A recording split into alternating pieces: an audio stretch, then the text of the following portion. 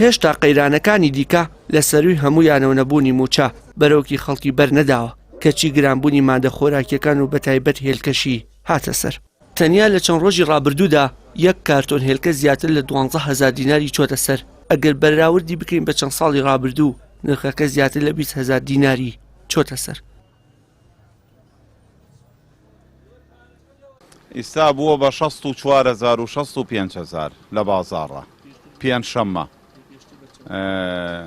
پێشتر ڕۆژی چوارشەممە بە 61,000 بوو. باشە ڕۆژی دووشەممە بە 57 و 58 بوو. ئیتر ئاوا وردە 2,000 و 3,000 چووە سەر. تقریبان 12,000 چۆتە سەر. گرانبوونی بەشێک لە پێداویستەکان و بەتایبەت مادە خۆراکیەکان کە سەرەکین کاریگەری نەرێنی زیاتر لەسەر هاوڵاتیان بەجێدەهێڵێت. بەو پێی ڕۆژانە بۆ بەردەوامیدان بە ژیان پێویستە بیان کڕێت. بەڵام کاتێک موچە نایەت و نرخی مادە خۆراکیەکانی گرانتر دەبن ئیتر بێهیواییەکی قوڵ و ترس بەرەوکی هاوڵاتیان دەگرێت. من دوێنێ کڕیمە بە 60 و پێرێ کڕیمە بە 58. 2,000 زۆر بە 35 بوو بە 40 بوو.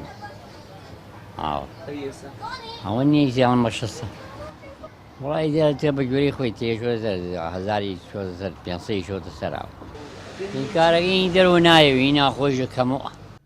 بەهۆی ڕێگریکردن لە هاوردەکردنی هێلکە و کەمی بەرهەمێنان لە ناوخۆ و نەبوونی چاودێرێکی وردی حکومی لەسەر نرخی کاڵا و شتومەکەکان بەردەوام نرخەکان ڕوو لە هەڵکشانە. قوربانی یەکەمیش لەم دۆخە فەرمانبەر و هاوڵاتیانی گیرفان خاڵی ئەم مەملەکەتن.